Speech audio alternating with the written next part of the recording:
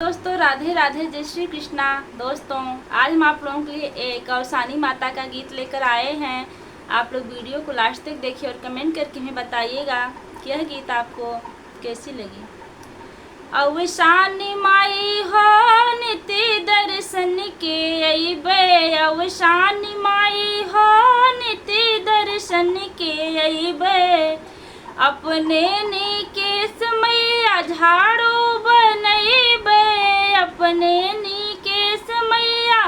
झाड़ू बनइबे, अवसानी माई हो नित्य झाड़ू लगइबे, अवसानी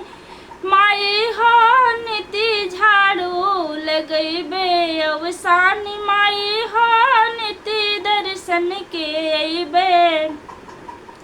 अपने सजनवा के पंडित बनइबे, अपने ही पियवा के पंडित बनइबे, अवसानी माई हो नित्य पाठ करइबे, अवसानी माई हो नित्य पाठ करइबे, अवसानी माई हो नित्य दर्शन के अइबे, अवसानी माई हो नित्य दर्शन के अइबे, अपने बालकवा के सेवक बनइबे, अपने बालकवा के सेवक बनइबे, अवसानी माई हो नित्य सेवा करइबे, अवसानी